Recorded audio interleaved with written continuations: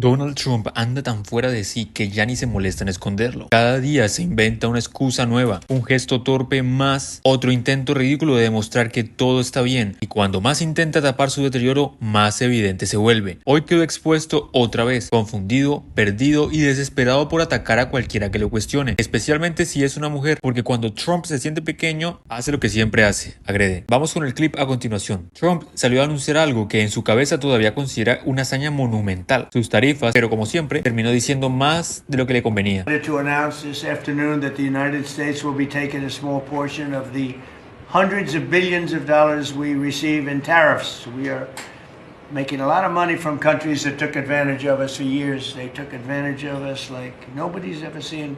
Our deficits are way down because of tariffs. I guess because of the election, because without the election you wouldn't have tariffs. You'd be sitting here losing your shirt. But we're taking in billions. We're really taking in trillions of dollars, if you think about it, Scott, because the real number is, when you think of all the money being poured into the country for new auto plants and all of the other things, AI. So what we're doing is we're taking a relatively small portion of that, and we're going to be giving and providing it to the farmers in economic assistance. And we love our farmers, and as you know, the farmers like me, because based on voting trends, you could call it voting trends or anything else, but they're great people. They're the backbone of our country. So we're going to use that money to provide $12 billion in economic assistance to American farmers. $12 billion is a lot of money, Meryl. What do you think? Peanuts for you, though, right? Peanuts. She's a farmer of rice. This relief will provide much needed certainty to farmers as they get this year's harvest to market and look ahead to next year's crops. And it'll help them continue their efforts to lower food prices for American families. Trump acaba de admitir que sus propias políticas están dejando en ruina a los mismos agricultores que apoyaron con devoción. La derecha vive predicando disciplina, esfuerzo y levántense por sus medios propios, pero cuando el presidente dinamita su propio sector agrícola, ahí sí, rescate urgente. El supuesto hombre libre del mercado terminó repartiendo subsidios porque él mismo creó el incendio. Y lo más absurdo es que los agricultores no necesitan limosnas ocasionales, necesitan vender sus cosechas. Pero el presidente prefiere hundirlos con tarifas improvisadas y luego pasar como Salvador con un cheque que ni siquiera cubre los daños que él mismo generó. Y mientras lidia con su caos económico, también tiene que enfrentar algo que le aterra: la desbandada republicana ante las elecciones de medio término. Veamos su reacción cuando le preguntaron por las retiradas dentro de su propio partido. At least 20 House Republicans who have either said they're going to retire or not run again. Do you and have Democrats any also. About and Democrats right. also. Do you have well, any why don't you mention them? How many Democrats are going to retire? How many Democrats? Well, that's what I was going to ask you. But why don't you tell me the number of Democrats, too? You tell me about... Are you concerned about the narrow margins? And no, I'm not concerned. I think we're going to do well. Among them, and, we will have the greatest economy. Blakeman, who you know as well, is considering running for governor. We're going to have the greatest economy in history. How many Democrats are retiring?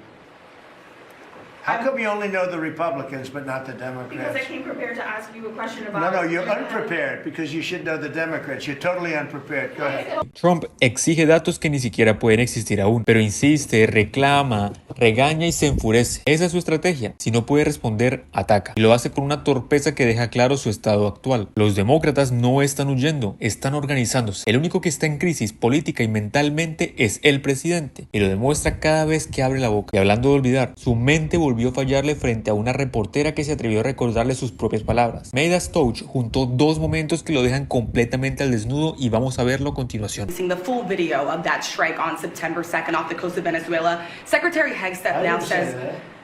You said that. I didn't say that. This is ABC fake news. Mr. President, you released video of that first boat strike on September 2nd, but not the second video. Will you release video of that strike so that the American people can see for themselves what happened? I don't know what they have, but whatever they have, we'd certainly release. No problem. You said that you would have no problem releasing the full video. Are you committed to releasing the full video? Didn't I just tell you that? You said that it was up to Secretary Hegseth. You're the most obnoxious reporter in the whole place.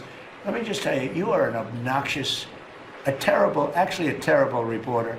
And it's always the same thing with you. I told you, whatever Pete Hegseth wants. Trump se enfurece porque la periodista cita lo que él mismo dijo. Es fascinante. Mienten, lo confrontan mientras olvida la mentira y luego culpa a la prensa por no saber que él iba a mentir. Ese es su razonamiento. Para él, la prensa debe anticipar su falsedad y actuar como cómplice. Y si no lo hacen, los insulta. Esta es la mente que hoy dirige la administración. Un hombre que ya no distingue entre lo que dijo, lo que piensa y lo que le gustaría haber dicho. Pero ese deterioro no solo afecta su capacidad mental, también alimenta un peligro real, su obsesión con convertir el periodismo en enemigo. Y para eso tiene a su mano derecha en el Pentágono, Pete Hegseth, un personaje dispuesto a cruzar líneas que jamás debieron cruzarse. Hoy veremos cómo Pete intentó imponer reglas para controlar a los reporteros dentro del Departamento de Defensa, especialmente de un ataque militar mal ejecutado que levantó sospechas legales dentro de su propio partido. Antes escuchemos a alguien que no cede ante las amenazas del presidente, el senador Mark Kelly. Silence you and you're not going to be silenced? Well, they're clearly in violation of my First Amendment rights. I said something, that was lawful. It was pretty simple. It was a message that I felt members of the military at this time, when you consider who this president is and who the Secretary of Defense is, they needed to hear, this pretty basic message. And there wasn't anything wrong with it. I didn't expect this response from the president. But he's trying to silence me, but he's not silencing me. I'm still speaking out. I still am going to do my job every single day, regardless of whether this president wants to kill me, hang me, execute me, or shut me up. I'm not going to shut up. Litigation, coming from me, it's not like in my nature, to do that. I'm going to respond. I've got, a legal team that will respond to whether it's DOD or DOJ forcefully, because they're in the wrong here. And I think people know it. And it's kind of a ridiculous proposition that because of something I said, they want to either kill me or now prosecute me under the Uniform Code of Military Justice. It's ridiculous. And I want to get back to the strike again quickly. It seemed last week, on the heels of this Washington Post double tap report, that there was a groundswell, an uprising from Republicans who were just as angry as Democrats over what they had read. That seems to have died down a little in the wake of the briefing of Republican leadership officials who spoke with Admiral Bradley, who came out of that briefing and had positive things to say about his decision-making process. When you have spoken with your Republican colleagues, what sense are you getting from them? Does it align with what they're publicly saying at this point? Well, maybe you're hearing from different folks publicly than the individuals that I've spoken to. I've spoken to Republican colleagues that still have serious concerns about how this strike was conducted.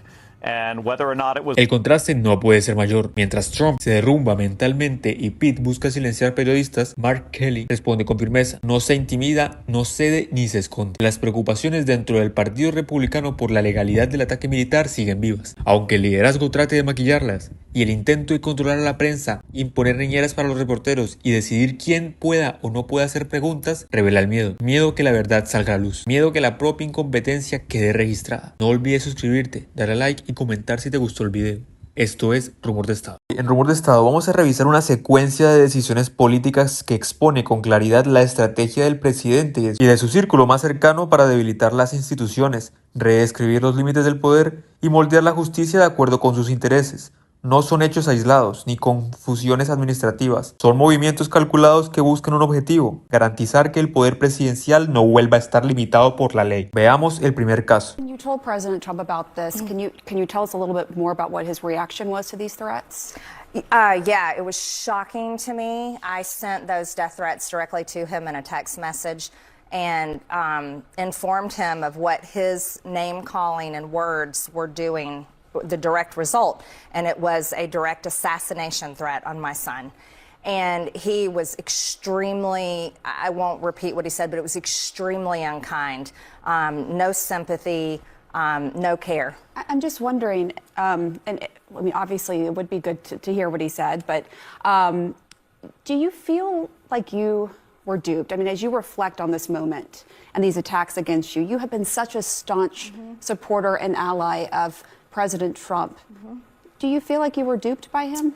I feel, maybe I don't know if I would use the word duped. I feel I think it's unfortunate for the entire. Lo que acabamos de ver no es un desacuerdo menor, es la confirmación que el presidente utilizó su posición para presionar a una funcionaria federal y deshacerse de ella cuando se negó a participar en actos abiertamente ilegales. Esto revela dos elementos claves. Intencionalidad directa. No fue un error ni una orden confusa, fue una instrucción explícita para hacerlo pasar como sea. Uso del aparato estatal para proteger intereses personales. La funcionaria fue removida no por incompetencia, sino por negarse a quebrar la ley para favorecer al presidente. Este caso es por sí mismo gravísimo, pero no aislado. Forma parte de una línea de acción que se repite una y otra vez con nuevos protagonistas. Pasemos al siguiente video. She said, quote, groceries, utility, insurance, and the basic cost of running small business keep rising faster than wages. She also says that not enough is being done.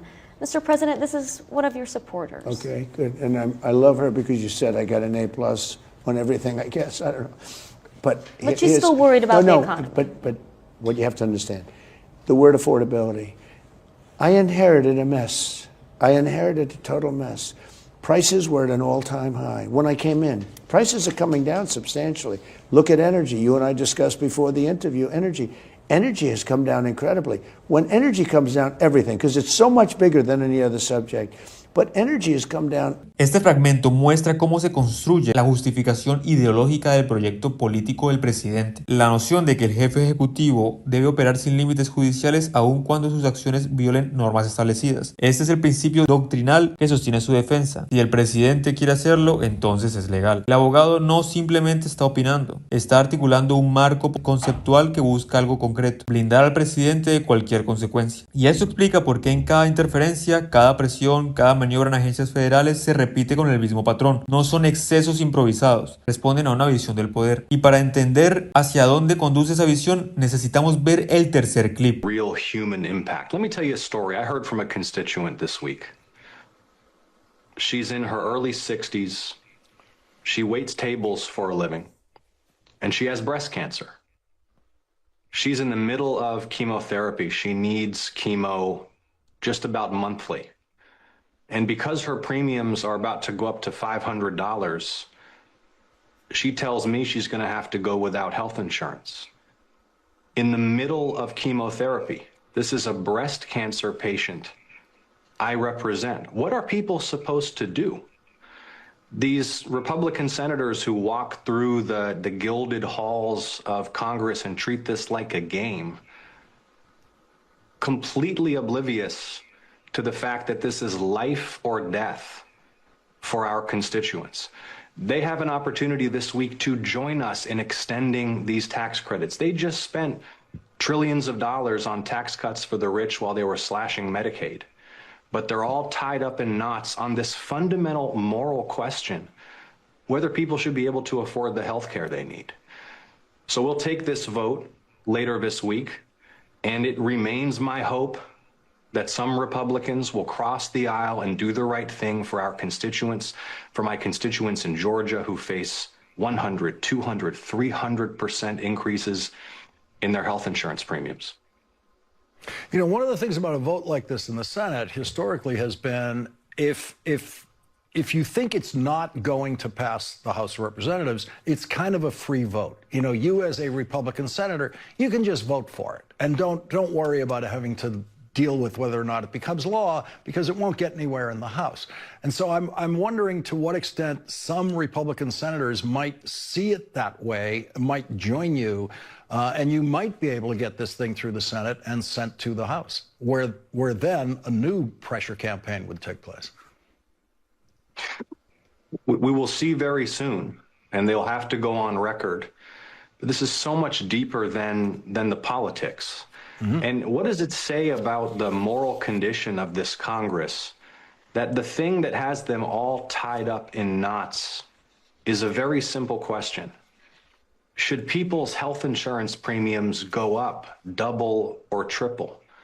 This is a policy choice. Aquí queda expuesto el mecanismo completo. Un presidente que interviene, asesores que justifican y un equipo ejecutivo que opera. Este testimonio confirma que la interferencia no solo ocurrió, sino que fue sistemática. La Casa Blanca presionó a investigadores para alterar procedimientos regulares y moldear decisiones que debían ser autónomas. Esto no es disputa política común, es un intento de transformar la presidencia en un espacio donde la ley se ajusta a la voluntad del ocupante del cargo. Y cuando se suma todo, las presiones, los despidos, las doctrinas legales fabricadas para justificarlo, queda claro que estamos frente a un proyecto que amenaza el equilibrio institucional del país. Lo que esto demuestra es una estrategia coherente, no es un conjunto de errores. Una estrategia que busca reconfigurar el poder presidencial para hacerlo menos responsable ante la ley e incluso inalcanzable para los mismos mecanismos de fiscalización. El país debe entender que aquí no se discute solo el pasado, se discute el futuro de los límites institucional y el principio básico de que ninguna persona está por encima de la ley. Esto es rumor de Estado. Si alguien todavía duda de que Stephen Miller se ha convertido en el presidente en la sombra, solo hace falta ver el desastre que es la Casa Blanca hoy. Trump cabeceando en actos públicos, medio dormido incluso cuando hay cámaras enfrente, y mientras tanto Miller, el arquitecto del aparato de deportación ilegal y brutal, operando como si fuera él quien firma las órdenes. Y lo peor, ya ni se esconde. El tipo salió hoy a Fox y se derritió en vivo, intentando salvar a MAGA con un discurso racista que ni sus propios seguidores parecen comprar. Vamos a destripar todo. El motivo del berrinche, la reacción de Tim Walz, el espectáculo patético de Miller en Fox y cómo esto revela el estado terminal del trumpismo. Pasemos a videos. Calling our Somali neighbors garbage and the state of Minnesota a hellhole is I'm assuming is unprecedented for a United States president. We've got little children going to school today who their president called them garbage. This shouldn't be that difficult. Of trying to conflate. Look, we see it here. You commit crimes, you go to jail. Doesn't matter what your race is, what your ethnicity, religion.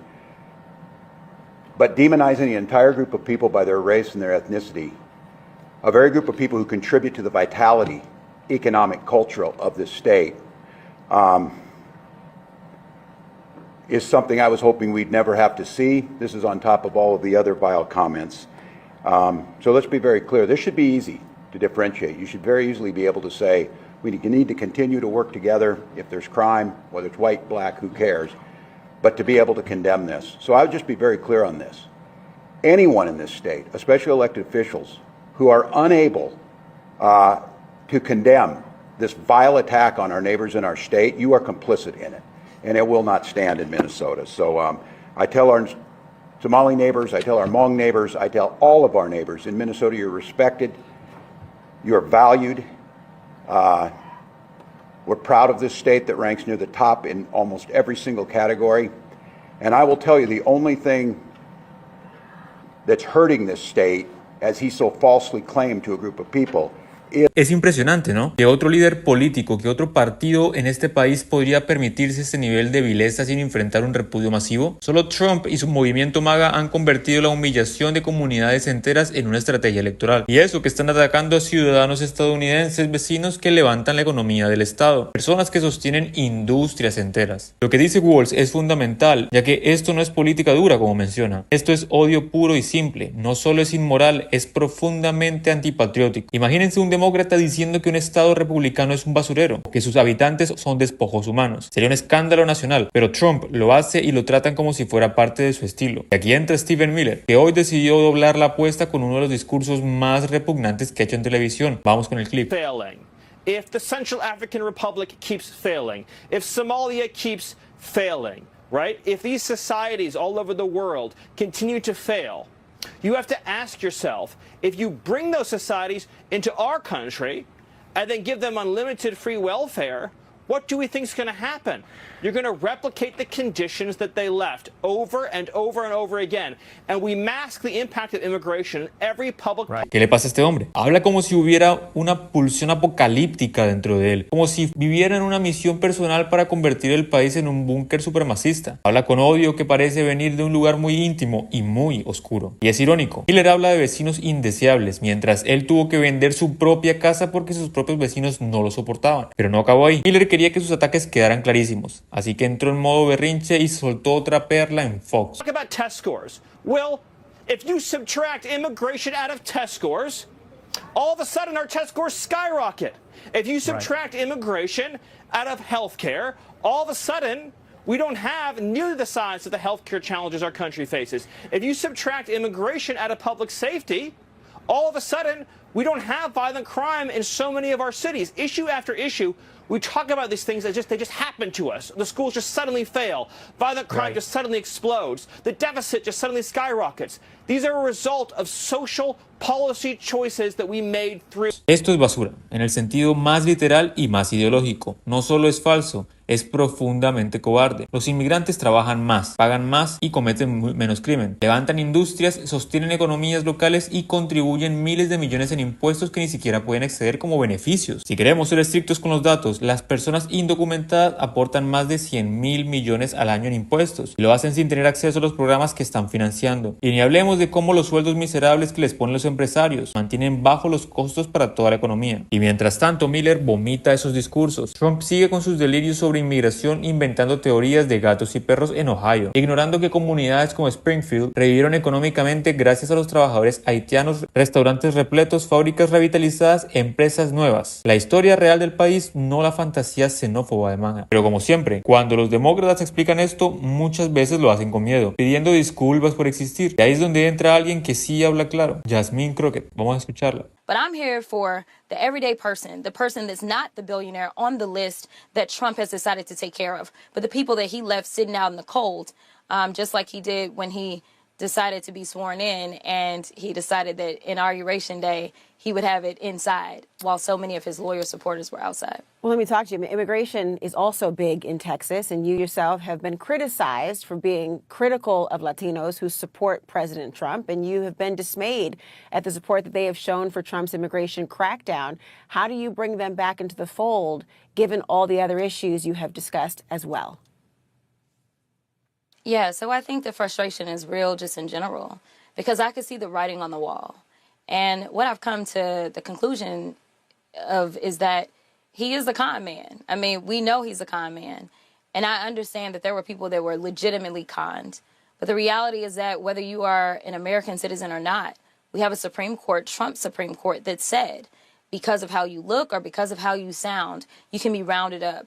We've had a record number of U.S. citizens. This is why it is so important for us not to be divided, but instead decide that we are going to be united, because you think that it's okay, maybe, if somebody goes out and does the things that they've been doing to undocumented folk. But the reality is that even those that are actual citizens, even those that are documented, are being tormented as well. And so this can hit any and all of us. We saw what happened in Chicago when they decided to go to the South Side and they went and got black babies out that were absolutely U.S. citizens as well. So you will take issue, Congressman, with the tactic, not just the policy, or both? I take issue with both. I mean, there is no policy. Right now, they have decided that they were just going to be rogue actors. We know that there's been an opportunity to engage in actual policy work, but we know that this administration does not care to know what the House or the Senate wants to do. Instead, they have been bulldozing and ignoring any laws that we've tried to put into place. And he doesn't want to do this. He likes the chaos, and he likes the hate, and he likes the confusion. That allows people to be diverted from the other terrible things that he's doing. And so what I want us to do is us to just focus on what kind of life do we want? Do you want a life where your neighbors can be nabbed just because of the skin that they are in, or because of the language or accent that they may have? That's not American. And I'm trying to get back to basics. I'm trying to make sure that those that truly consider themselves to be patriots, those that consider themselves to live in the land of the free and the land of opportunity, are engaging in just that. It is literally time, as he used to say, to take our country back. It is time for us to own our flag. It is time for us to prove what patriotism is. And it is a action verb. It is not a noun that you just say. It is about your actions. And right Crockett lo plantea con claridad que debería ser mínima. Lo que Trump y Miller proponen no es política migratoria, es persecución étnica. Y no solo afecta a indocumentados. Ya hemos visto ciudadanos estadounidenses detenidos simplemente por parecer extranjeros. Esa es la visión del país que Miller está tratando de imponer desde su oficina en la sombra. Y por eso este tema no puede seguir tratándose con guantes. No se trata de matices, se trata de defender el principio básico de que en Estados Unidos no debería existir castas definidas por el apellido que tengas o color de piel. Esto es rumor de Estado. Problemas en el paraíso. Esto no es solo el título perfecto para este video, es el resumen exacto de la presidencia de Donald Trump. Su Casa Blanca hoy es un nido de desconfianza, puñales por la espalda y peleas internas. El movimiento MAGA no tiene ideas, no tiene proyecto, no tiene principios. Solo tiene una cosa, lealtad personal a Trump. Y cuando esa lealtad empieza a desgastarse, todo se pudre desde adentro. Eso es exactamente lo que estamos viendo ahora, con su operador más peligroso e influyente, Stephen Miller, el presidente en las sombras, atrapado en un escándalo de despidos que ya se está filtrando a plena luz pública. Pero antes de entrar en el incendio de Miller, tenemos que hablar del caos más grande que Trump está fabricando en paralelo, porque mientras su equipo se devora entre sí, la criminalidad política de esta administración ya no se puede esconder. Pasemos a video. Skiing very close to shore or on totally calm lakes. These are among the smallest boats ever attacked by the American military or any military anywhere in the world. These boats are too small to carry even a ton of cargo, and Donald Trump pardoned a drug trafficker who was responsible for delivering over 400 tons of cocaine into the United States and got convicted for it. There is nothing more Donald Trump could do to prove that he absolutely does not care about drug trafficking. He doesn't really care about it. Nothing more he could do to prove that than pardoning the biggest drug dealers in history, which he has done. Today, Donald Trump proudly proclaimed that he doesn't know anything about a drug dealer he pardoned or the criminal case against that drug dealer that was proven to the satisfaction of an American jury.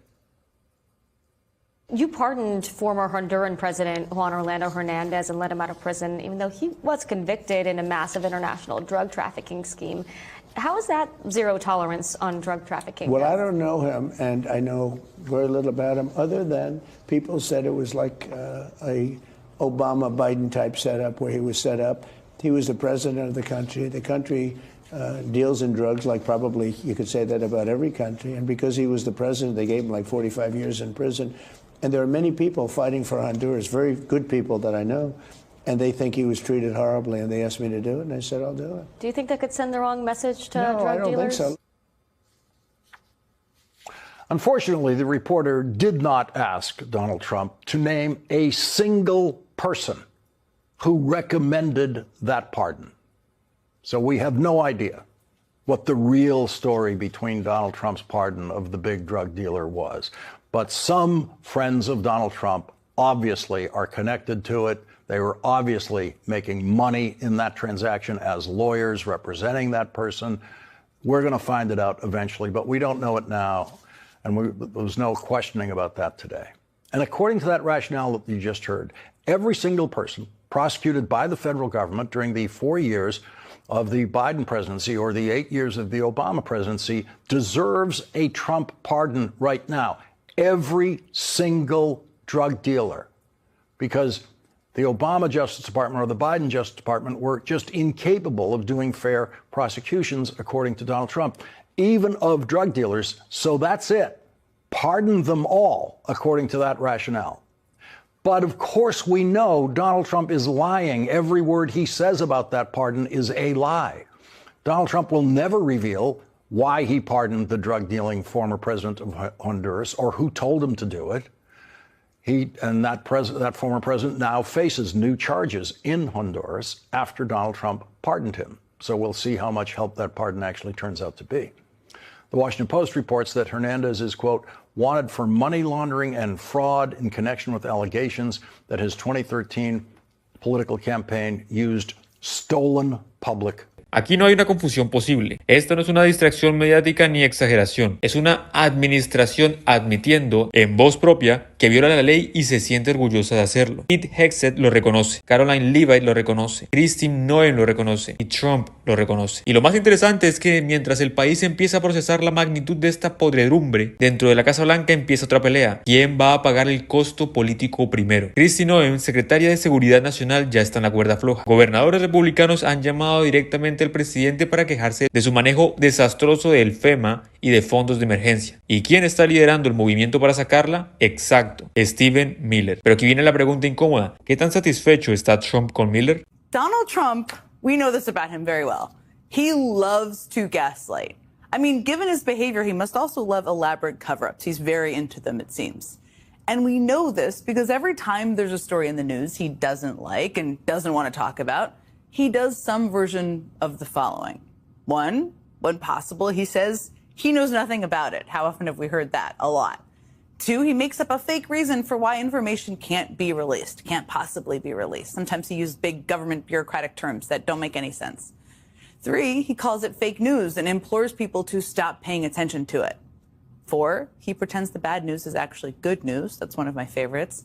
And if and when none of that really works, and often a lot of it doesn't work, he does everything in his power to cut off the public's access to new information about the very thing he's trying to cover up. And he's been doing this for a very long time. We've seen this pattern for a very long time. I mean, remember during his first administration when Trump refused to release his tax returns? He claimed he had nothing to hide and repeatedly promised to release them just, at a later date. But then, whenever anyone pressed him to actually make them public, he'd resist. First claiming his taxes were under audit, then fighting all the way up to the Supreme Court to try and block their release. None of that is really the behavior of someone who has nothing to hide, to state the obvious. And we're seeing a version of the same pattern play out over and over and over again. I mean, take his medical records. Trump claims that concerns about his declining health are just made up and that he's actually in excellent shape. I mean, according to his doctors, he has roughly the same height and weight of Patrick Mahomes and Chris Hemsworth. Yeah, those guys. Those guys you can just see on your screen right now. But at the same time, Trump was pretty cagey about his recent hospital visits and MRI, claiming he didn't even know what part of his body the doctors were scanning, if that's even possible. And even the doctor's letter that the White House released about Trump's tests were pretty vague on the details. The thing is, Trump's elaborate efforts to obfuscate and conceal the truth often backfire because his effort to cover up is often so ham-handed, it just makes it clear that there is something he is hiding that we really should know about. I mean, we just watched that play out with the Epstein files. Despite the intense public interest in seeing them released, as well as his own promise to do so, Trump has refused to make the Epstein files public, repeatedly downplaying their importance while calling the issue a distraction and a hoax. What I just don't want Epstein to do is detract from the great success of the Republican Party. They just keep bringing that up to deflect from the tremendous success of the Trump administration. And when you talk about the Epstein hoax, what happens is you're not talking about how well we've done. Nobody's going to talk about because they're going to talk about the Epstein whatever. I don't understand why the Jeffrey Epstein case would be of interest to anybody. It's pretty boring stuff. It's all pretty boring stuff. There you go. Just distracts from all of their success and winning. That's what it is. Now, given that Trump could have just released the files on his own at any time, all of his efforts to suppress them only generated more interest. And so the pressure eventually became so overwhelming that nearly every member of Congress voted to force the release of those files. Now, we are starting to see a similar dynamic play out with Trump's boat strikes in the Caribbean. I mean, for months, the Trump administration has been engaged in potentially illegal airstrikes on what they say are drug smuggling boats from Venezuela. And in just the past week, scrutiny of those strikes has intensified after it was revealed that the Pentagon fired a second strike to kill shipwreck survivors, which could constitute a war crime. And Trump started off responding to the scandal by using one of his favorite tactics I mentioned earlier, saying he doesn't really know anything about it, claiming it's someone else's problem. And of course, at the same time, somehow acting like he's going to be transparent. I mean, here he was being asked about it just 6 days ago. You released video of that first boat strike on September 2nd, but not the second video. Will you release video of that strike so that the American people can see for themselves what happened? I don't know what they have, but whatever they have, we'd certainly release. No problem. He doesn't know what they have, but he'd be willing to release whatever they have. No problem. Now, since Trump made those comments, the calls to release the video have only grown, and some Republicans have now joined the calls for releasing the video. I'd release it. I mean, I think the American people would like to see it. Do you think it would make sense for the administration to release this video? I'm okay with it being released. We got to get any videos that do not in any way compromise mission integrity down there. Just get the stuff out there. Now, in addition to those calls for release, some lawmakers are now planning to withhold a portion of Defense Secretary Pete Hegseth's travel budget.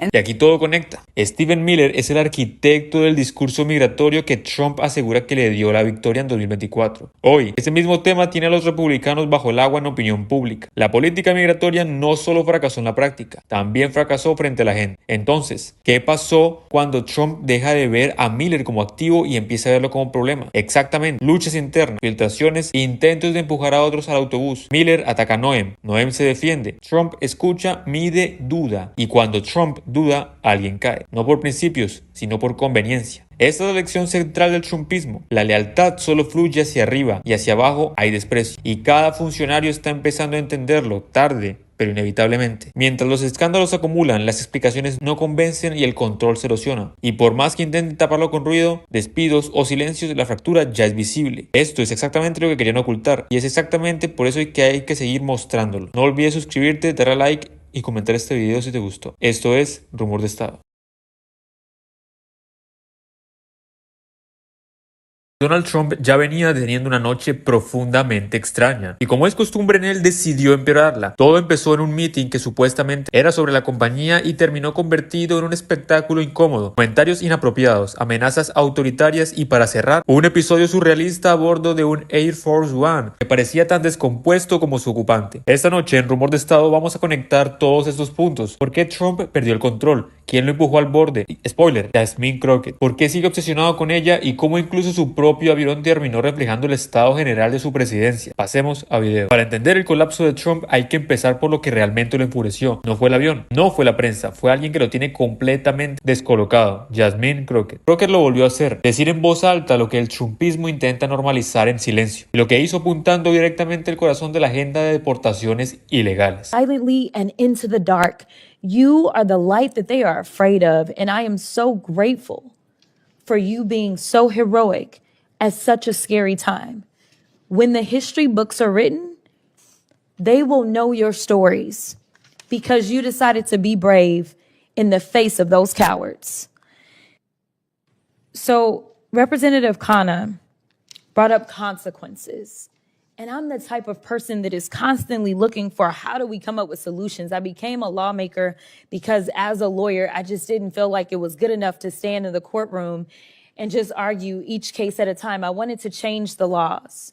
And right now, it doesn't seem like we have courage as it relates to the elected officials to do what's right, because this honestly is not right or left. This is right versus wrong. I don't know how any party can say that they are the Christian this or that. And then see this treatment of human beings. I really don't care your status. I get that everyone here today is a United States citizen, but honestly, I have said over and over and over that as a Black woman, all I can think about is the slave patrols. And the reason I bring it up is because history matters. You said it best. You specifically talked about these injustices and how this is circular. That is the truth. But what I'm saying is that if you believe in humanity, if you believe that we live in the land of opportunity and the land of free, then why should it matter that you're just scared about what may be coming for you? You should just be about doing what is. Este es exactamente el tipo de mensaje que Trump no puede tolerar, porque no es tibio, no pide permiso y no se esconde detrás de tecnicismo. Crockett pone en el foco donde más duele, la hipocresía moral de un movimiento que se dice cristiano mientras deshumaniza personas. Y aquí es donde muchos demócratas deberían tomar nota. Seguir jugando al debate migratorio con miedo solo le deja el terreno libre a gente como Stephen Miller. Los datos son claros, las comunidades inmigrantes trabajan más, delinquen menos y sostienen economías enteras. Pero el trumpismo no quiere datos, quiere chivos expiatorios. Y por eso Trump reaccionó como siempre reacciona cuando una mujer lo enfrenta, con insultos. What's happening here?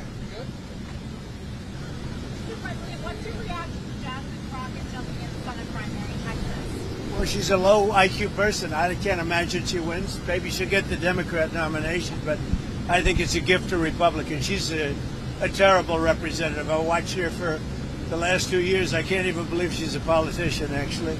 El insulto es tan predecible que ya ni sorprende. Trump atacando la inteligencia de otros mientras presume haber pasado pruebas cognitivas observadas por médicos dice más de él que de Crockett. Quizás no sea la mejor estrategia burlarse del intelecto ajeno cuando tú mismo estás explicando públicamente cómo te supervisaron para identificar un elefante en una lámina. Pero la noche no terminó ahí, porque Trump, claramente alterado, siguió acumulando momentos bizarros, esta vez en su propio avión. Mientras hablaba con periodistas a bordo del Air Force One, Trump decidió presumir lo mucho que cuida el avión presidencial. Literalmente segundos después, una puerta del baño se abrió de golpe y lo interrumpió en pleno alarde. Confusión, risas nerviosas, comentarios improvisados, una escena digna de una comedia, si no fuera tan simbólica.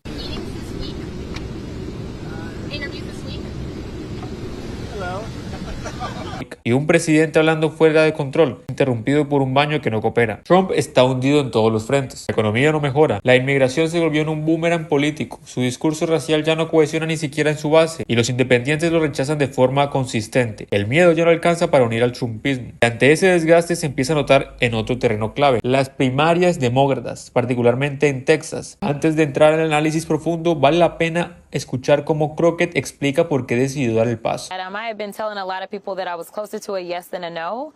But I was really concerned. Number one, I was concerned about Democratic unity. I talked a lot about the fact that I really wanted us to have a very strong ticket.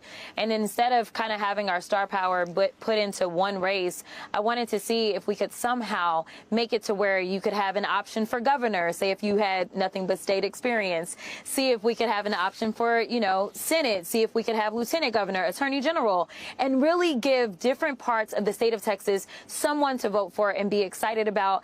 And it's kind of hard to get around a state of 30 million people. We saw that Beto did it. He went to 254 counties, but Beto also literally worked himself into a sickness. He ended up being hospitalized more than once. And so I didn't feel like it made sense that we should just kind of have, maybe one big kind of race. But hey, at the end of the day, I thought that once the Supreme Court did what they did, that we absolutely needed to do something about getting the right person into the Senate. And it was interesting listening to your previous conversation. The oversight for the Senate, for the Supreme Court, it comes from the Senate. So those are the things that I was looking at, as well as my actual experience on the federal level, as well as being an attorney, and knowing that we need to change the Senate map if we're really going to get things like voting rights, if we're going to get reproductive access, if we're going to get health care, we've got to change what's happening in the Senate. So there's a bunch of stories today about how your entrance into the race is welcome news for John Cornyn. There's like anonymous quotes from his staffers saying like, we're thrilled. There was people citing the fact that the Senate campaign arm of the Republicans had commissioned a poll that showed you ahead in the primary, that they were essentially trying to kind of pull you into the race, with the logic being that your perception and coding among Texas voters is as too anti-Trump or as too sort of polarizing to plausibly win a statewide election in a state that Democrats have, as we all know, not won a statewide election in like decades. What's your response to people who say, even people who are sympathetic to you, who are like, is this the person that could win like 8 to 10% of Republican voters necessary to win this race? So I actually disagree with the characterization that we have to get 8 to 10%. What we know is that in this last election, approximately 51% of eligible voters in Texas voted. What we've not had is someone that could energize our base. That is abysmal. We are always one of the lowest voter turnout states. When you look at when we ended up getting 2 Democratic senators in the state of Georgia, just know it was because they got their voter participation up. And so that's what we plan to do. What we were testing for was we wanted to know, can I excite people that normally don't vote? And the answer was simply yes. In addition to that, we looked at Beto's results because that is the best election for us to look to. Yep. It was a Trump, response type of election. Yep. And ultimately, we know that he won black and brown folk over overwhelmingly, and so am I in polling.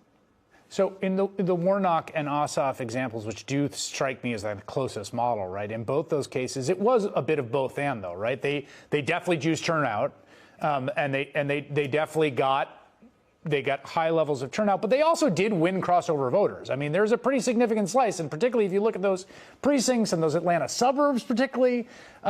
So it does seem like both of those are necessary, particularly when you're looking at the numbers that you're staring down in Texas, which is, again, numerically, it's like it's not an easy place to win. No, I think that you're absolutely right when you say that. But I think what we've got to look at is that when you look at, say, the district in Tennessee and the fact that Trump had won by a little over 20 points, yet somehow it swung to a single-digit race, then we know people that voted for Trump, well, some of them are regretting those votes. We just saw an election today down in Miami where a Republican was outed, and we know that they hadn't been able to win in 30 years down in that area. We also know what happened in Mississippi where they flipped 2 Senate seats. We also know what has happened in Georgia where they were able to get 2 statewide seats. So here is the reality. I don't think anyone who is super in love with Trump would ever vote for me or any other Democrat. That is just the reality. I think what it is who is going to talk to people and make them understand. Aquí hay algo fundamental. Creo que no basa su estrategia en convencer a fanáticos de Trump. Parte de una realidad mucho más honesta. Esas personas no van a cambiar. El foco está en activar a quienes se sienten excluidos, cansados o resignados. Eso fue lo que funcionó en Georgia. Y eso es lo que puede volver a cambiar mapas políticos que parecían imposibles. Y Trump lo sabe. Sabe que su retórica ya no seduce nuevas audiencias. Sabe que su estilo solo suma rechazo fuera de su núcleo duro. Por eso grita, por eso amenaza y por eso insulta. Porque no tiene nada más. ¿Te gustó el video? No olvides darle like, comentar y suscribirte, que nos ayuda bastante. Esto es Rumor de Estado. J.D. Vance tiene un talento muy particular, siempre empeorar las cosas, no importa si habla, actúa o como hoy, si decide escribir un tweet creyéndose ingenioso. Todo lo que toca se convierte en un problema más grande, y esta vez no solo se metió en un lío político, sino que decidió jugar con fuego en su propia casa, alimentando rumores de peleas con su esposa, Usha Baines, y posibles tensiones matrimoniales. Spoiler, le salió fatal. Pero antes de entrar en ese circo personal, tenemos que hablar de algo mucho más serio. La pelea legal que J.D. Vance inició y que hoy está en la Corte Suprema, con consecuencias directas para las elecciones intermedias y para el proyecto de poder de Donald Trump. Pasemos a video. Are essentially the last remaining federal campaign finance regulations we have left in this country. Basically, the plaintiffs here want to lift all caps on how much party committees can directly spend on races. It would be something akin to Citizens United 2.0, just sort of complete reins off. Republicans believe this case, which was first brought by Vice President J.D. Vance when he was a Senate candidate, is going to be one of several rulings from this court to help them ahead of the midterms. In fact, the Trump Department of Justice isn't even offering a defense of the current rules before the court. Instead, the court had to reach in and appoint a lawyer. They also allowed experts like Mark Elias, backed by the DNC, to join the case. It's unclear how the court will rule, but if the court does strike down the regulations, it would be the latest step by this 6-3 Trump majority to put their thumb on the scale for billionaire money in politics and, frankly, Republicans ahead of the next November. I mean, remember, last week, in a temporary ruling, they struck down the lower court's finding, clearing the way for Texas to use, at least for now, its blatantly racially gerrymandered pro-Republican maps in these upcoming midterms. Sherilyn Ifill is a founding director of the 14th Amendment Center for Law and Democracy at Howard University, previously the president and director counsel for the NAACP Legal Defense Fund. She has a new piece about the 14th Amendment titled, Is It Too Late? And she joins me now. Sherilyn, since I ended that on the Texas case, I want to start with that. We had a lower court do some real fact-finding, and they found that basically these were unconstitutional and unlawful. In fact, they were explicitly racially gerrymandered in contravention of this Supreme Court's own jurisprudence on what's permissible. The Supreme Court came in and in one of their unsigned, docket, shadow docket rulings said, it's fine for now. What do you make of that? What do I make of it? Well, first of all, it's obviously incredibly consequential, Chris. We have the 2026 elections coming up. But we have, as you alluded to, this incredibly detailed district court factual set of findings. The court conducted hearings, heard from witnesses, saw exhibits, and in a 160-page opinion made clear that this was, in fact, a racial gerrymander. It's interesting because there's no question that the goal was to get a partisan advantage. Remember, this is the redistricting of the Texas congressional seats, called for by Trump, who called the governor of Texas and said, we need 5 more seats. kind of hearkening back to we need 11,000 more votes. Yes, this is his attempt to insulate the House next year. So there's no question that the ultimate goal was to establish partisan gain. And of course, the Supreme Court years ago said they can't do anything about partisan gerrymandering. So that was what allowed Trump to do it. But the question is, what is the means by which they did it? And what the district court found was that they used race as a way of effectuating the partisan. Esto no es un error técnico ni un detalle jurídico aburrido. Es J.D. Vance usando la Corte Suprema como una herramienta política para iniciar el tablero electoral. Un vicepresidente sin experiencia real previa, pero con algo mucho más útil: el respaldo de multimillonarios dispuestos a comprar el poder. Y ojo, porque mientras intentan blindar al Partido Republicano desde los tribunales, el panorama político se les está yendo de las manos. Donald Trump enfrenta niveles de rechazo histórico y los demócratas, por primera vez en años, están dejando de jugar a la defensiva. Cuando vemos a gobernadores diciendo basta por primera vez en años, entendemos por qué este esquema empieza a crujir. Y aquí entra el segundo acto del desastre de Vance, su vida personal convertida en una estrategia política. Porque mientras empuja dinero oscuro y mapas amañados, decide salir a bromear sobre supuestas peleas con su esposa en redes sociales. Un movimiento torpe, innecesario y revelador. Antes de seguir, veamos el siguiente material, porque mientras Vance se enreda solo, hay figuras que ya están marcando distancia del trumpismo. But let me give you just a sense of some of the things he said, and for our audience too, who hopefully didn't watch an hour and a half long speech. He claimed he was bringing prices down, that wages are higher, that things are better now than a year ago. And earlier today, and you may have seen this, he gave himself an A++++ on the economy. Now, you are the perfect person to talk to about this because you've been the governor of Kentucky for the past 6 years. You've seen everything in terms of the impacts of economic policies. What do you make of all those claims? Well, I'd say that Donald Trump was engaged in great inflation, just like you just said, and that he deserves somewhere between a C- and an F in this country. His tariff policy is causing prices to go up on everything. Soybean farmers have been hit so hard, the president is now proposing a multi-billion-dollar bailout. The big, ugly bill is set to devastate not just rural health care, but rural economies, because the rural hospitals are the largest payrolls in each and every one of their communities. But I tell you what, if Donald Trump wants to say that affordability is a hoax, if he wants to say that the economy is perfect, I hope he goes to every battleground state, every major campaign that we've got a gubernatorial contest in next year, and he brings that big tariff board, because people know it's not true.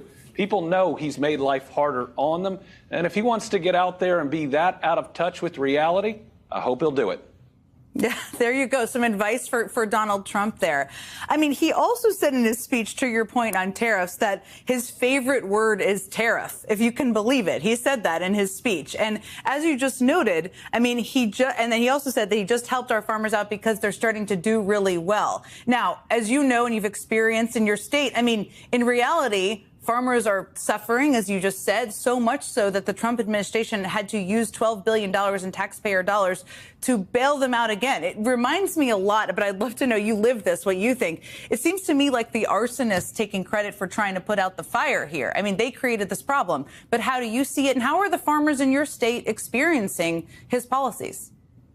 Well, Trump's favorite word isn't tariffs, it's Trump, and that's his problem.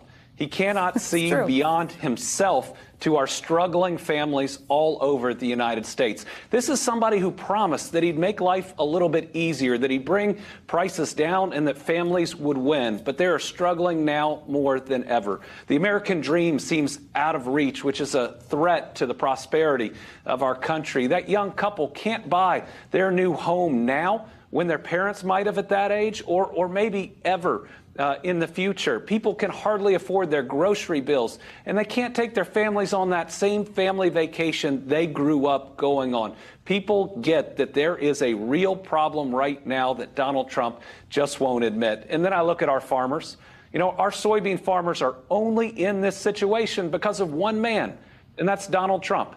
His tariffs on China set off a trade war where China said, fine, we're your biggest market for soybeans. We're going to go to Brazil and, oh yeah, Argentina, where the United States is already sending billions of dollars, and the president was willing to do so during a shutdown when he would not fund SNAP benefits. He let our people starve, but push soybeans Mientras Becher habla de economía real, de familias y agricultores, J.D. Vance decide hacerse el gracioso en la red social X. Publica un comentario sarcástico sobre una imagen probablemente generada con IA, donde supuestamente aparece discutiendo con Usha en un restaurante. Nada serio lo estaba presionando para responder, nadie se lo exigía. Él solito decidió echarle gasolina al rumor. Y ahí es donde se ve el fondo del asunto. No solo es torpeza digital, es un político obsesionado con la atención. Incluso si esa atención viene de rumores incómodos, porque Vance entiende algo. En el ecosistema MAGA el escándalo suma, la polémica posesiona y el ruido distrae. Pero también deja de ver algo más incómodo. Si no hubiera tensiones invisibles, existiera ese murmullo constante para qué responder, para qué exponerse. En lugar de desmentir con hechos, eligió la burla. Y la burla, cuando viene el vicepresidente, no apaga incendios, las agranda. Esto es rumor de Estado. Donald Trump volvió a hacer lo que mejor sabe. Mentir sin freno, perder el control en público y luego culpar a cualquiera que se atreva a hacerle una pregunta incómoda. Y lo más sorprendente es que todavía hay reporteros que le permiten escaparse sin un simple ¿puede aclarar esto? Pues bien, esta mañana en una entrevista con Político,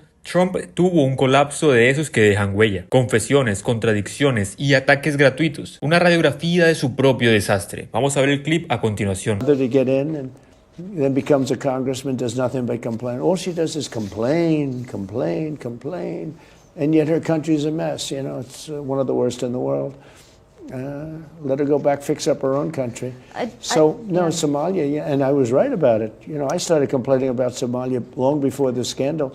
The horrible things they're doing to Minnesota, it's incredible. They have an incompetent governor there too. Lo del presidente contra Minnesota ya dejó de ser un mensaje político. Es puro racismo disfrazado de preocupación. Y menos mal que el gobernador Tim Walz le respondió de frente señalando lo evidente. Estos ataques no solo son racistas, son una afrenta directa a la idea misma de Estados Unidos. Este país se construyó con migrantes y Trump lo sabe. Solo que le conviene insultarlos cuando necesita desviar la atención. Ahora, después de este primer estallido, pasemos a la parte donde el presidente se mete él solito en un pantano económico del que no puede salir. That Americans find too expensive? Well, some carve-outs, you mean from tariffs? From tariffs, yeah, like coffee, like bananas. Sure, and I've done that already with coffee. They're very small carve-outs. It's not a big deal. But let me tell you about the real economy. We've got $18 trillion coming into our country. Biden had less than $1 trillion for 4 years, and he was heading south. Our country was falling apart. $18 trillion because of tariffs. $18 trillion is coming into our country. I think because of tariffs and November 5th election, if you want to know the truth. But so would you rule out reducing tariffs on any more goods? On some, and then some I'll increase tariffs. Because you know what happens is because of tariffs, all of the car companies are coming back. You know, we lost 58% of the automobile business. We had a monopoly on the world. We had everything. And because we had presidents that either weren't smart or didn't have business sense or their people didn't do a good job, they could have kept that. We could have kept the chip market. We had 100% of the chip market, Intel, all of these guys. You know, there's the thing. They came in to see me, Intel. They needed something to be done by the government. I said, I'm going to do it, but I think you have to give us 10% of your company. You know what happened? We made $40 billion on that deal. The price went through the roof.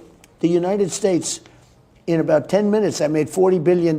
El actual presidente insiste en vender los aranceles como si fueran magia pura, cuando en realidad son impuestos disfrazados que pagamos todos. Y mientras nos sube el costo de vida, intenta convencer al país de que sus ocurrencias generan fortunas en minutos. No son políticas públicas, son cuentas de mesa en un bar. Y como siempre, cuando alguien le pregunta algo específico, se quiebra. Lo veremos aún claro en el siguiente clip, donde lo empujan apenas 2 pasos y se descompone por completo. An American ground invasion? I don't want to rule in or out. I don't talk about it. Why would I talk to you, an extremely unfriendly publication, if you want to call it Politico, that got $8 million from Obama to keep it afloat? Why would I do that? Why would I talk about that to Politico? I mean, I'm doing this because you picked me as a man for Europe. I'm asking for transparency for their American people because a lot of folks are, well, people are wondering I am the most transparent politician maybe in the world. A lot of folks are wondering what our goals are in Sure, Venezuela. but I don't want to talk to you. Aquí lo tienen. En cuanto a un reportero le pide claridad sobre su aventura militar en Venezuela, Trump reacciona con insultos, teorías conspirativas y una evasiva que revela algo crucial. Él quiere parecer firme, pero no quiere comprometerse, porque sabe que en una guerra lo real lo destruiría políticamente. Y hablando de responsabilizarse por sus decisiones, ahora veremos otro tema donde intenta huir: las órdenes militares ejecutadas por su entorno más cercano. Has appointed a bunch of more or less wildly unqualified U.S. attorneys, top federal prosecutors in multiple states. These are people who are such insanely inappropriate choices for these jobs. They apparently can't be confirmed even by the same Senate that confirmed Pete Hegseth. Like, that's so low a bar, you can't limbo under it if you had 3 sets of knees. I mean, Trump has nevertheless tried to keep these wildly unqualified U.S. attorney picks in these jobs beyond the limits of the law, because they can't stay there indefinitely if they can't be confirmed by the Senate. Multiple courts have now told Trump that he can't do that these people are not serving legally. Today, after stomping and huffing about it for a while, today, Alina Habba in New Jersey had to resign as U.S. attorney. The others who were appointed in circumstances similar to hers will likely have to resign as well. It's just a matter of when.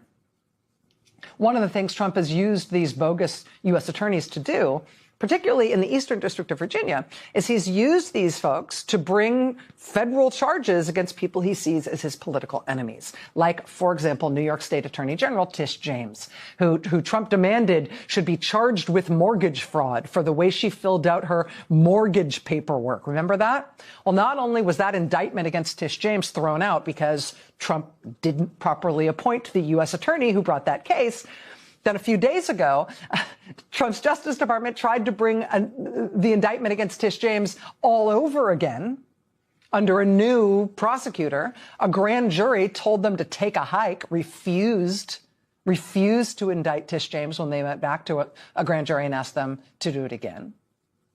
And now today, ProPublica reports that if Trump really wants Tish James to be charged with mortgage fraud for this particular paperwork issue he sees in her mortgage paperwork, well, he should probably check his own files, because Trump's own mortgage paperwork from his own mortgages in Florida turns out to be filled out exactly the same way that Tish James's paperwork was filled out. Oops. Oops. Maybe he will turn himself in to be prosecuted. Americans are fighting against this administration in all sorts of interesting ways, and this president appears as weak and unpopular as he has ever been in all of his time in public life. You're seeing that combination of his weakness and Americans' appetite to fight him. You're seeing it in, frankly, every court except the United States Supreme Court. You're seeing it increasingly now even in the Congress. You're seeing it at the black site prison gates amid the Presbyterian church ladies who have never protested anything before, but where they're now holding a blue Christmas service now. Trump intenta lavarse las manos como si fuera un espectador accidental, tirarle a Pete Hegseth bajo el autobús sin dudarlo, pero presume autoridad absoluta cuando le conviene. Esta inconsistencia no es casualidad, es un mecanismo para evitar cualquier rastro de responsabilidad sobre decisiones que han terminado en muertes. Él lo sabe, y por eso improvisa con excusas contradictorias. Y mientras su administración se derrumba en un caos legal, el golpe final viene en la siguiente pieza: el colapso de sus fiscales improvisados. Aquí está el resumen perfecto del estado de su gobierno. Fiscales nombrados a dedo, imposibles de confirmar y acusaciones fabricadas contra sus enemigos políticos. Y todo colapsando porque ni siquiera respetaron los requisitos básicos de la ley. Y para rematar, cuando quiso acusar a Tish James por sus documentos hipotecarios, quedó expuesto. Él llenó los suyos exactamente igual. El campeón de las acusaciones terminó incriminándose solo. El presidente ya no impone autoridad. La fuerza que intenta proyectar se resquebraja en público. Lo que vimos hoy en cada clip es un presidente que funciona solo por reflejos. Atacar, negar, inventar, y cada vez que alguien lo confronta, aunque sea mínimamente, queda expuesto. No olvides darle like, comentar este video si te gustó y compartirlo. Esto es Rumor de Estado. Si Donald Trump amenaza con meter a la gente a la cárcel por hablar de su salud, la pregunta no es si exagera la prensa, la pregunta es ¿qué está pasando realmente con la salud del presidente? Porque cuando un presidente intenta criminalizar una conversación médica, no está mostrando fortaleza, está mostrando pánico. Y esta noche Trump cruzó una línea nueva. Después de años de negación, silencios cómplices y medios mirando para otro lado, decidió reaccionar como siempre reacciona cuando algo le da miedo, con amenazas. Amenazas contra periodistas, contra médicos, contra cualquiera que se atreva a mencionar a lo que millones de personas ya ven con sus propios ojos. Un deterioro cognitivo y físico cada vez más evidente. Todo esto ocurre después de un meeting completamente desquiciado. Sí, el mismo donde volvió a incomodar al mundo con comentarios hacia Caroline Leavitt. y culmina con uno de los mensajes más delirantes que Trump ha publicado jamás. Vamos paso a paso para entender por qué Trump está tan fuera de sí, y hay que empezar por qué lo detonó. Lawrence O'Donnell leyó en televisión un informe demoledor sobre su salud, no un rumor, no una burla, sino datos. Pasemos a video. Mental and physical decline. And we now have a number for it. 39%. That is the measure of Donald Trump's physical decline since his first time in the White House. 39%. In an article published tonight by the New York Times, Katie Rogers and Dylan Friedman report under the headline, "Shorter Days, Signs of Fatigue, Trump Faces Realities of Aging in Office." The Times has documented the newly abbreviated schedule for the struggling 79-year-old man. Quote, in 2017, the first year of his first term, Mr. Trump's scheduled events started at 10:31 a.m. on average. By contrast, Mr. Trump in his second term has started scheduled events in the afternoon on average at 12:08 p.m. His events end on average at around the same time as they did during the first year of his term, shortly after 5 p.m. The number of Mr. Trump's total official appearances has decreased by 39%. 39% less Donald Trump. That's what we're getting now. Donald Trump was the laziest president we had ever seen in his first term. He is now 39% lazier. And he is now apparently struggling with a 5-hour workday. And of course, none of us have seen him do anything that in any way meets the definition of work during those 5 hours. The Times reports Mr. Trump appeared to doze off during an event in the Oval Office. And so we are now covering the physical decline and fall of Donald Trump. Last night, I mentioned Donald Trump's age a couple of times when I pointed out that you can see the 79-year-old man who gets very little sleep bewildered about how he is losing. Un 39% menos de apariciones oficiales. No es una opinión, es una cifra. Un hombre que ya había sido señalado como el presidente más perezoso de su primera etapa, ahora aparece todavía menos. Y eso no es todo. Horarios recortados, fatiga visible, confusión pública, episodios de somnolencia en la oficina oval. Esto conecta con algo que llevamos viendo hace años. Discursos incoherentes, divagaciones sin sentido, referencias absurdos. El famoso wave, donde se pierde hablando de tiburones, molinos, películas y personajes ficticios. No era excentricidad, era una señal. Y entonces apareció algo todavía más grave, el episodio médico en Walter Reed, un viaje que no cuadraba. Y ahí entra un ex médico de la Casa Blanca que claramente tocó un nervio muy sensible. Trump publicó un texto larguísimo en el que se autoproclama el trabajador más duro de la historia, el salvador del mundo, el hombre que detuvo 8 guerras, creó la supuesta mejor economía jamás vista y reconstruyó el ejército, cerró la frontera y es respetado por todos los países del planeta. Eso es lo que mencionan. Luego entra el delirio médico, exámenes perfectos, doctores maravillados, pruebas cognitivas que nadie más podría usar, observadores por todos lados y aplausos imaginarios. Finalmente, el núcleo del mensaje acusa al New York Times de sedición y traición por informar sobre su salud. Sí, traición por hablar de su estado físico y mental. Piénsenlo un segundo.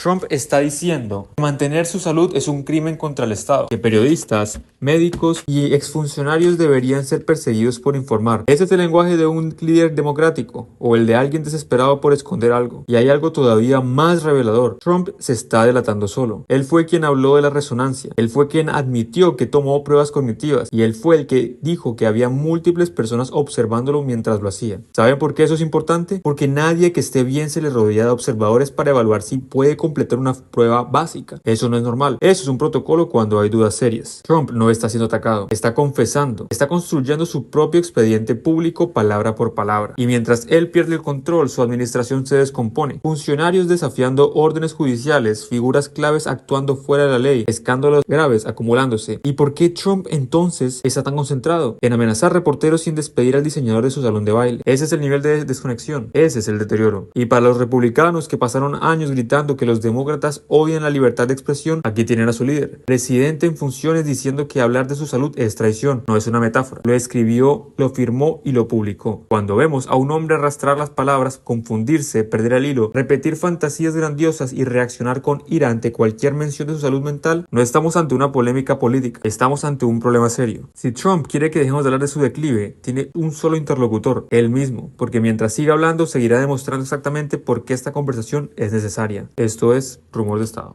Donald Trump creyó que podía enterrar para siempre los archivos de Epstein. Pensó que con fingir transparencia y firmar un proyecto de ley, dejar que Pam Bondi llenara de obstáculos cada solicitud de información, todos íbamos a dejar de mirar hacia otro lado. Pero no, un juez acaba de destapar más pruebas del encubrimiento que él y su entorno han orquestado. Y hoy vamos a desarmar esa operación con nombres, fechas y consecuencias. Trump está furioso. No por la justicia ni por las víctimas, ni siquiera por la transparencia. Está furioso porque quienes lo rodean están empezando a señalar su obsesión con huir del tema Epstein. Ahí entra su ataque más reciente contra Marjorie Taylor Greene. Pasemos el clip a continuación. People like Marjorie Taylor Greene, or some people call her Taylor Greene, some people call her Taylor Brown, because green sometimes turns to brown, which isn't nice. But I've watched her say that he spends too much time on foreign. Well, by doing that, and first of all, it doesn't take a lot of time. I made one trip.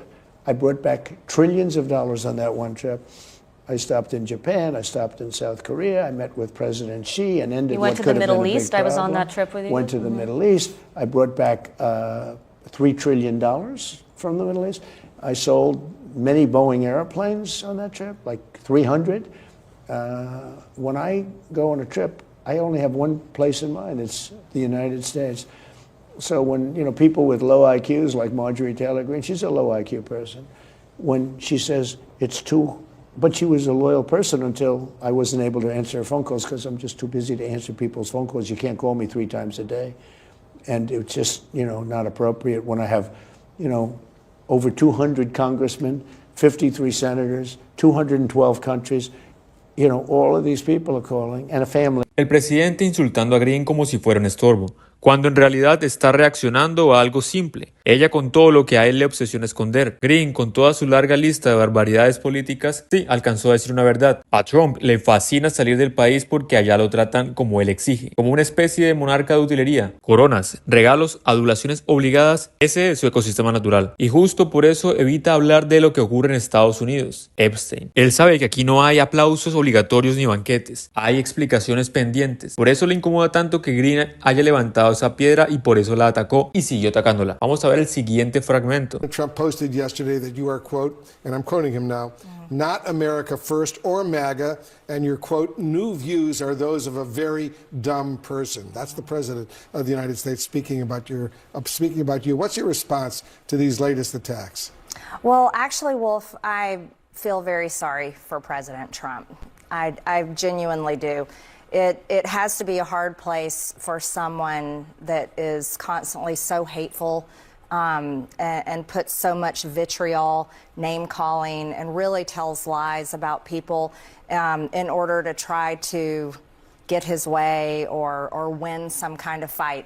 And I think that's exactly what's wrong in America today. That's what's wrong in this toxic political environment that has ripped our country apart. And I personally think that that's poor leadership from a president. It's a very bad demeanor, and Americans are very... Greene ahora quiere reinvención moral. Se hace la sorprendida ante el comportamiento del presidente, como si no hubiera pasado años alimentando el mismo ambiente tóxico que hoy dice repudiar. La estrategia es evidente, lavarse la imagen justo cuando el caso Epstein vuelve a tomar fuerza. Pero lo importante es lo que su reacción confirma. Trump está en pánico, y con razón. El juez de Nueva York no solo ordenó liberar materiales del gran jurado sobre Ghislaine Maxwell, también reprendió públicamente al Departamento de Justicia por ocultar información a las víctimas. Ese es el golpe que no vio venir. Y aquí está el punto. Pam Bondi intenta venderse como una impulsora de la transparencia cuando su su verdadera misión ha sido controlar qué se libera y qué no. El juez la expuso sin rodeos. Las víctimas que no han sido tratadas con respeto se les ha ignorado y se les ha manipulado la idea de transparencia. Todo para crear excusas y retardos. Y es aquí cuando uno no entiende el nerviosismo de Trump. Cuando un juez bloquea sus estrategias xenófobas, él exige destituirlo. Pero cuando un juez ordena liberar información que podría salpicarlo, ahí sí, de repente se vuelve defensor ejemplar del sistema judicial. La doble vara más descarada del trumpismo. Pero eso no termina aquí. Hay legisladores que están rompiendo el cerco y señalando el encubrimiento de frente. Vamos a ver el siguiente video. Parts of Marjorie Taylor Greene that I strongly disagree with, but she acted honorably at every instance when it comes to these survivors. And she was moved by the survivors. And it's no doubt in my mind that she was not calculating something about what am I going to run or on the future. She was moved. I mean, you cannot hear these survivors and not be affected. The only person I know who wasn't affected after hearing this was Speaker Johnson. I mean, most people, Nancy Mace and Marjorie Taylor Greene, after hearing them, said, this is outrageous what has happened. So the law you passed through that discharge petition that Marjorie Taylor Greene helped you get through the House is now being cited by federal judge. Federal judge in Florida says, I am releasing grand jury transcripts, which we don't normally do, but I'm doing it because the law that you passed requires him to do it. For any young person watching, this is why you want to go into politics. Sometimes it actually matters being in Congress. The law that we passed with Thomas Massie says you have to release the files. A Trump-appointed judge who said he wasn't releasing the files is now releasing the files. And Lawrence, I have to say this anytime I come to your set, we would not have achieved this law if it weren't for me being on your show, because your producer, who booked Bradley Edwards, he introduced us to the survivors, and the credit goes to those survivors. That's why Marjorie Taylor Greene didn't get off the discharge petition. That's why Nancy Mace didn't. So sometimes journalism and people in Congress actually can make a difference. Yeah, you were on the program immediately after the lawyer told us in that segment that if you subpoena the Epstein estate, you'll actually be able to get a lot of this material. You heard that idea and you took it to Congress, and here we are. So the clock is running. How much time does the Attorney General have to hand over these files? December 19th is when the files have to come out. Now we see that judges are listening to Congress, and the question is, where will Pam Bondi be? Will she actually follow the law? And there are a lot of people who work for her who need to follow the law. But Massie and I are not going to quit. I mean, we will get some release, and then we're going to continue to push to make sure that we get the full release. It's about the survivors. So does that mean you are expecting that Donald Trump will not release all of the Epstein files? That's probably, if I was a betting person, my expectation. Look, I'm not counting on Donald Trump obeying the law. I do think we will get a release. I think the fact that the judge has ordered some of these files to be released, we'll get something. But we need to be vigilant. We need to continue to push till we get everything. As the committee gets more material, how are the decisions made about what gets released? Like we got those photographs last week of the island. And what is the decision-making process that goes into those releases? On the Democratic side, we want to get as much released as fast as possible. We want to get it out there. What we want to make sure, though, is that it's comprehensive and that there's some explanation. So when it comes to the financial issues, we want our lawyers to go. Cana destaca algo crucial. La presión funciona. La ley que obliga a liberar los archivos de Epstein, aprobada a pesar de la resistencia del entorno Trump, ya está forzando a jueces a desempolvar información que estuvo oculta durante años. Y la fecha límite está clarísima, un 19 de diciembre. Trump puede patalear, manipular o intentar victimizarse, pero ya no puede detener lo que viene. Y ahora, la liberación de estos materiales no solo golpea a Maxwell o al legado criminal de Epstein, golpea directamente la idea de impunidad de esta administración. Y ese es el miedo real de Trump, perder el control sobre lo que puede ocultar. Lo que vimos hoy revela cómo opera el poder cuando se siente acorralado, y también demuestra por qué la presión ciudadana, mediática y legislativa es indispensable para romper esas murallas. Si te gustó el video, no olvides darle like, comentar y compartir. Esto es Rumor de Estado. Donald Trump volvió a los discursos. Nadie lo pidió y nadie lo necesitaba. Pero como todo lo que rodea a Trump, eso también nos lo imponen a la fuerza. Y no, nadie fue la única persona perturbada por lo que se vio anoche. Lo más llamativo es que sus propios seguidores tampoco parecían cómodos. Hubieron abucheos cuando intentó esconder el miedo, silencios incómodos cuando empezó a trabarse hablando y caras de auténtica preocupación cuando decidió convertir un discurso económico en un momento grotesco de baboseo público. Hoy en Rumor de Estado vamos a repasar los momentos más alarmantes de ese acto, las mentiras recicladas, el delirio económico, los ataques racistas y el episodio particularmente repugnante con Caroline Leavitt. Pasemos a video. Trump abrió el discurso como siempre, con una de las mentiras más tontas pero también persistentes de su carrera política, la fantasía de que él salvó la Navidad. American patriots, that's what you are. So am I. I'm a proud hard worker. I'm a proud patriot, but you're a proud patriot. Thank you very much, everybody. It's a great reception. You know, we're on to expose what happened recently when we took over. You know, it's 10 months, and already we have the largest investment ever made in the history of, not our country, of any country anywhere in the world. Think of that. But let me begin by wishing each and every one of you a very Merry Christmas, Happy New Year, all of that stuff.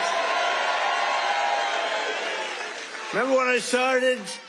In 2015, I made my first speech, and I said, we're going to bring back Christmas. Remember, the radical left wanted to get rid of the word Christmas. I said, I don't think that's going to work out. And we did it, and now everybody's saying Merry Christmas again.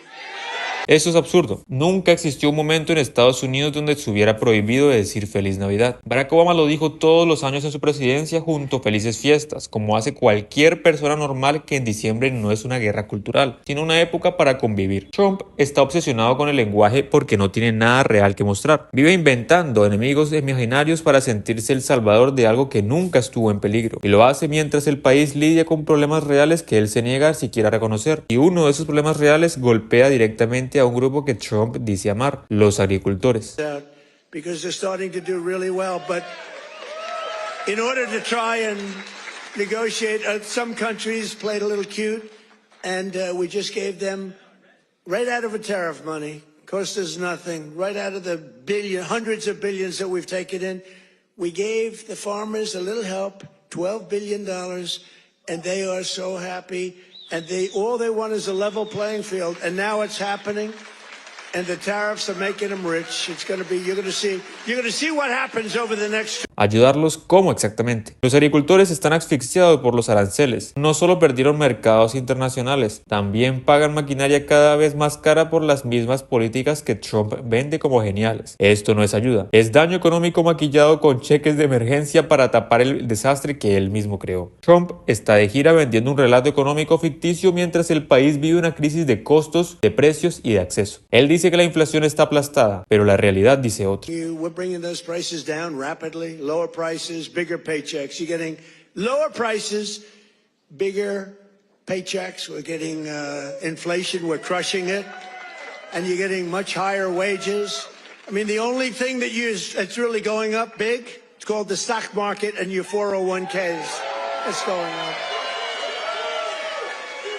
Es inventar cifras con total descaro. No hay datos que respalden ese optimismo artificial. Pero el discurso no se quedó con la mentira económica. Se volvió más oscuro, más agresivo y más descompuesto. El presidente empezó a atacar personas, a gritar nombres y a desvariar. Entonces llegó el momento más asqueroso de la noche. Isn't she great? Is Caroline great?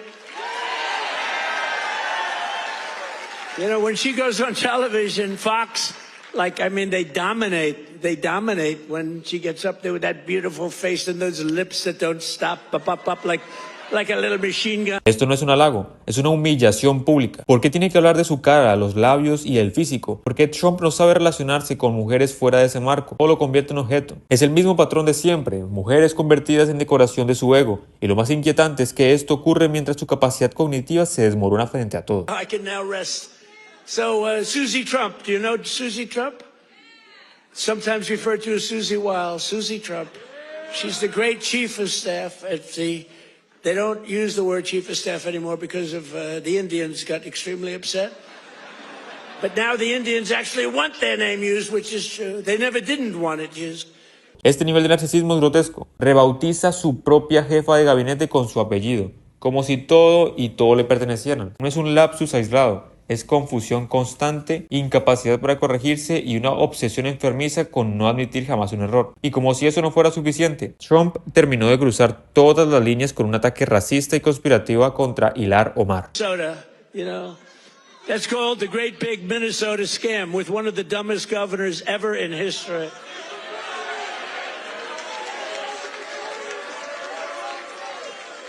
I love this Ilhan Omar, whatever the hell her name is, with the little shing, the little turban. I love her. She comes in, does nothing but bitch. She's always complaining. She comes from a country where, I mean, it's considered about the worst country in the world, right? They have no military, they have no nothing, they have no parliament. They don't know what the hell the word parliament means. They have nothing, they have no police. They police themselves, they kill each other all the time. I love it. She comes to our country, and she's always complaining about the Constitution allows me to do this. We ought to get her the hell out. She married her brother in order to get in, right? She married her brother. Can you imagine if Donald Trump married his sister? Beautiful. She's a beautiful person. If I married my sister to get my citizenship, do you think I'd last for about 2 hours, or would it be something less than that? She married her brother to get in. Therefore, she's here illegally. She should get the hell out. Throw her the hell out. She does nothing but complain.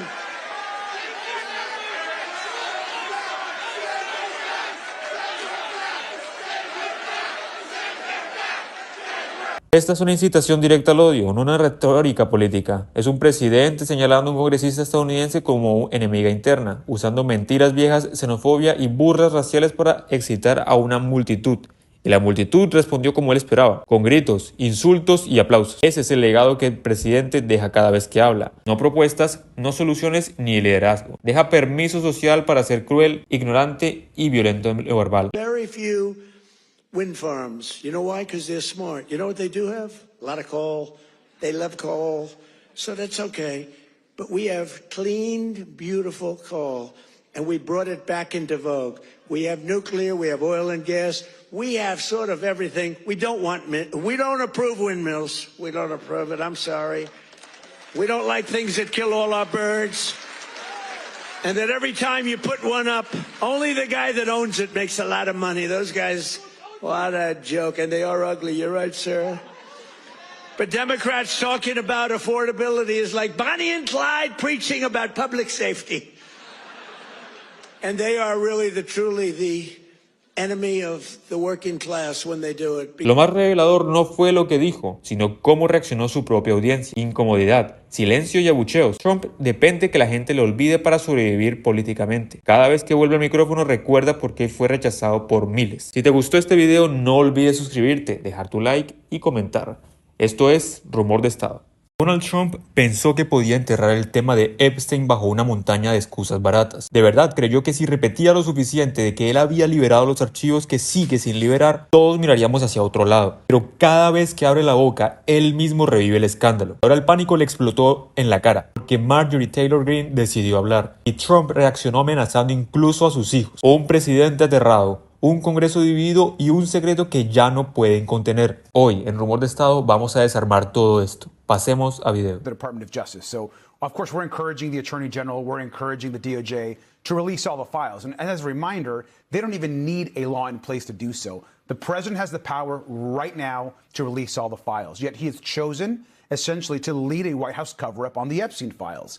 Every piece of information that's been released to the public, where it's been that birthday notebook that Donald Trump said didn't exist, whether it were the emails that we got released a couple of weeks ago that clearly raised more questions about the relationship between the president and Jeffrey Epstein, all of those were released because the Oversight Committee received those from different places, whether it was the Epstein estate, whether it's talking to survivors. The DOJ has actually given us nothing.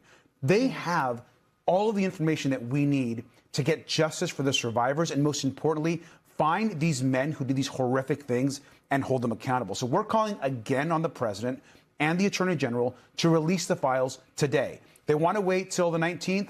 then they can wait till the 19th per the law, but they have the power to do. La maniobra es evidente. Pam Bondi, encargada de justificar el retraso, lleva semanas intentando convencer al país de que necesitan más tiempo. ¿Tiempo para qué? Nadie lo sabe. Tiempo han tenido de sobra, y curiosamente, Bondi solo lo dejó aparecer en Fox cuando la presión del caso Epstein empezó a crecer, como si no supiera qué mentira tocar ese día. Lo único claro es que la Casa Blanca la puso a frenar la entrega de los documentos como si fuera un muro de contención improvisado. Pero el cerco se cerró aún más cuando otros demócratas exigieron explicaciones. Ese es el video que sigue. But Attorney General Pam Bondi has refused to meet with Thomas Massie, myself, Senator Merkley, and Senator Murkowski. We've requested a meeting to understand what their process is for releasing things. This is highly unusual that they would not meet with the authors of the bill in the House and the co-sponsors in the Senate to discuss release. Now, they will face criminal penalties, the career Justice Department officials involved, if they are not complying with the law.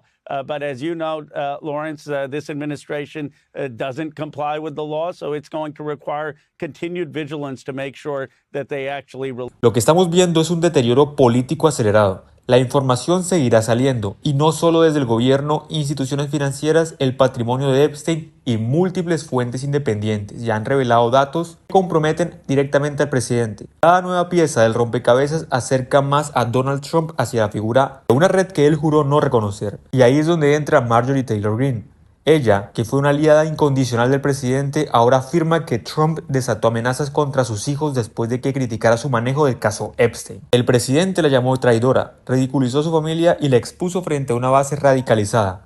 Greene lo denunció públicamente, pero su transformación moral es más que cuestionable. Y aquí es donde viene el bloque del material original, donde analizan las reacciones de Greene. In football to appease a European-based soccer league. When you look at what has happened to football in the United States, is again soccer in the United States. We seem to never call it that because we have a little bit of a conflict with another thing that's called football. But when you think about it, shouldn't it really be called? I mean, this is football. There's no question about it. We have to come up with another name for this. Yeah. It really doesn't make sense when you think about it. It is really football. That is, again, the leader of the Republican Party, a party that once tried to change the name of French fries to freedom fries, remember that? Just to spite the nation of France in that case, suggesting that American football give up its name to accommodate soccer. Now, the backstory of this whole episode also is even crazier, because the reason Trump was on that stage ranting about changing the name of the most popular sport in America was so he could accept a made-up peace prize from the notoriously corrupt soccer organization FIFA. Actually, I take that back, because FIFA actually gave the president 2 made-up awards today.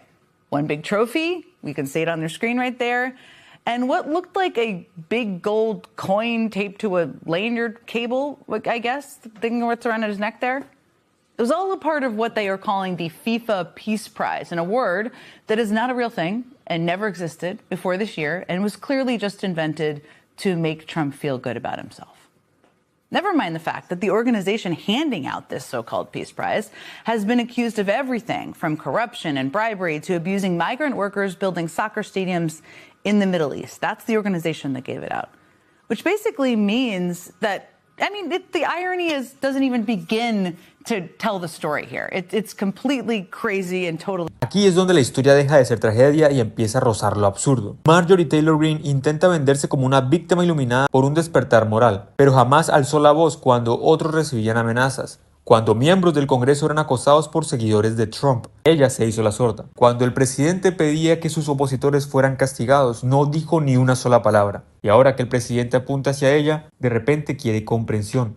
Y podemos entender el porqué. Al romper con el presidente justo en medio del escándalo de Epstein, se convierte en alguien que tiene información y por ende, alguien que Trump quiere silenciar. El caso de Epstein está revelando algo mucho más profundo que el ocultamiento de información. Está mostrando el miedo del presidente a perder el control de su círculo más cercano. Trump siempre ha usado la intimidación como mecanismo de disciplina interna.